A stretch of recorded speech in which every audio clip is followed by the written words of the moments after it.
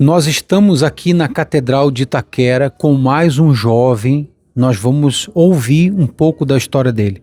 Como é seu nome? Pastor, meu nome é Júlio. Júlio, conta um pouquinho da tua história. Você estava falando para mim antes da gravação. Você teve o contato com o sócio-educativo no abrigo. Fala um pouquinho da tua história. Exatamente, pastor. Eu entrei nas drogas com 14 anos de idade e daí foi para mal, para pior. Eu fui me envolvendo com as drogas, maconha, lança-perfume, bala. E como eu não trabalhava, só tinha a obrigação de estudar, eu tinha família. E aí, lá dentro da minha casa, eu furtava dinheiro para comprar droga, para ostentar nos bailes onde eu estava frequentando. E era valores que eu furtava aproximadamente R$ 500 por noite, pastor. Então, nessa vida aí, que eu me joguei de cabeça, eu comecei a ir de mal a pior, até entrar na cocaína, pastor. Aí, dentro dessa vida de maconha, lança-perfume, bala, nos bailes, eu já não queria mais, porque quando eu entrei na cocaína, eu só queria saber de roubar com intensidade, pastor. Então, eu invadia comércio, eu andava junto com os meninos que roubava celular também, em grupinhos, junto com gente que roubava PDS, que roubava também lojas. Então, essa foi minha vida, sempre do mal a pior, pastor. Fui declinando totalmente. E eu cheguei no crack, pastor. Chegou a usar crack? Exatamente, pastor. Aí, quando eu cheguei no crack, eu já não tinha mais os amigos, eu já não tinha mais aquele grupinho. Eu vivi na Cracolândia, pastor, na onde só tinha usuário de crack só. Era onde eu andava sozinho, pastor, vivi solitário. E era nessas épocas que eu comecei a roubar dentro da comunidade, pastor, e andava assustado, porque roubar dentro da comunidade, a comunidade vai reagir. Porque eu não podia roubar dentro da comunidade. Então, era essa minha vida. Assustado, andava nas ruas assustado, com medo que alguém parasse o carro e atirasse em mim, com medo que alguém pegasse eu para levar para o tribunal do crime, podendo até morrer lá. E eu ficava com medo e com vazio, pastor, dentro de mim. Cheio de maus pensamentos, porque a minha família deu toda a estrutura para mim ser um menino diferente. Não o que eu estava vivendo no momento, pastor. E quando eu cheguei no fundo do poço, pastor, que eu fiquei 2 anos, que eu entrei nas drogas com 14, mas eu fiquei 2 anos dormindo no chão, pastor. Dormindo no chão. Sem comer direito, sem tomar banho. Tu era aquele jovem que, se alguém olhasse pra você lá na Cracolândia, lá na rua, ia dizer assim: esse jovem é um caso perdido, né? Exatamente, pastor. A todo mundo, era o nome que me chamava, era Noia. Noia. Era Noia. Era o teu vulgo. Exatamente, pastor. Já não tinha mais aquele vulgo da época da fama, que tava no ápice da minha juventude, usando droga e tal. E já tinha perdido tudo isso, perdi tudo, pastor. Perdi acesso a dentro de casa. Então, pra mim entrar dentro de casa, pastor, eu invadia as janelas, invadia a porta. Eles começaram a trancar tudo, pastor. Cercaram tudo a minha casa, porque eu entrava com a intenção de roubar pra eu usar droga, pastor. Era o único acesso que eu tinha. E como você foi parar no abrigo?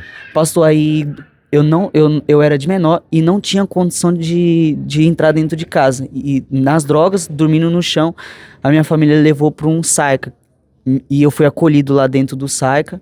E lá dentro do Saica, pastor, eu cheguei no fundo do poço. Então, graças a Deus, o trabalho do sócio educativo foi realizado lá dentro.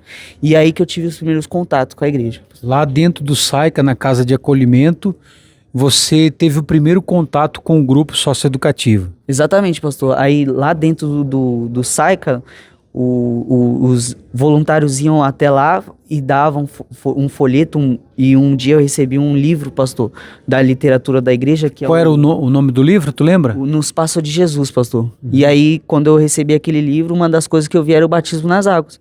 E eu precisava me batizar nas águas. Aí, lá na igreja próxima, que eu já estava frequentando firme, eu me batizei nas águas, pastor. Aí fiquei de maior, voltei para minha região, que lá no Saica eu tava numa região longe, distante, e voltei para minha região e comecei a ficar no grupo jovem lá da igreja. E me batizei, fui batizado com o Espírito Santo, pastor, lá na igreja. Recebeu, se libertou. Exatamente. Foi batizado com o Espírito Santo? Exatamente, pastor. Os voluntários te levavam na igreja nessa época? Sim, senhor, pastor, me levavam. Na época que eu tava me batizando nas águas. Depois não precisei que mais ninguém me levasse para a igreja, porque já tava nascendo esse desejo dentro de mim de buscar a Deus. de ficar firme. Aí eu ia sexta-feira na reunião, quarta, domingo, e foi num dia de domingo, pastor, que eu fiz o voto com Deus de me entregar 100%. E eu não tinha mais segurado nada. E Deus me selou com o Espírito Santo, pastor. Foi quando eu nasci de novo, nasci de Deus, pastor. Tudo dentro de mim mudou, acabou o vazio. E o que permanece em mim depois do batismo com o Espírito Santo, pastor, é o sonho de servir a Deus. Que eu não sonho outra coisa a não ser servir a Deus, pastor. E a tua família hoje, como vê essa transformação? Antigamente que trancava tudo dentro de casa. Então, pastor, hoje eu tenho acesso à minha casa, graças a Deus. Hoje eu estou trabalhando, pastor, tenho trabalho e eu ajudo dentro de casa, pastor. Então a minha família vê um testemunho que o próprio Deus fez, porque com as mãos humanas não teria acontecido. Recebeu o Espírito Santo. Exatamente, pastor, recebi o Espírito Santo, fui selado com o Espírito Santo, pastor, e hoje sou uma nova criatura. E amanhã depois, se Deus te chamar para o altar, você vai estar lá dia 16 com a gente, né? Sim, senhor, pastor. E amanhã depois, se Deus te chamar para o altar, qual é a tua decisão? Pastor, eu não tenho outro sonho a não ser servir a Deus no altar. Deus colocou esse sonho dentro de você. Colocou, pastor. Deus colocou esse sonho e até me preocupo, pastor, se eu não estiver no centro da vontade de Deus. Porque se eu não obedecer esse chamado, pastor, eu fico perdido. Então tá aí, mais um jovem, a gente está aqui em Itaquera e ele vai estar conosco no dia 16 de agosto, às 8 horas da manhã no Templo de Salomão. Então nós convocamos todos os jovens, você que não tem mais uma saída, você que diz assim, pastor, a vida do crime para mim não interessa mais. Eu tenho esse desejo também, assim como ele, eu tenho esse desejo, eu quero me colocar à disposição de Deus. Então nós chamamos você também para essa grande reunião. E essa reunião dos nascidos do altar, no dia 16, será com transmissão para todo o Brasil. Aqui no Templo de Salomão, nós vamos transmitir para todo o Brasil essa reunião dos nascidos para o altar. Que Deus abençoe a todos, que Deus te abençoe. Amém, pastor. Nos encontramos no altar. Amém. Aí. Deus abençoe a todos.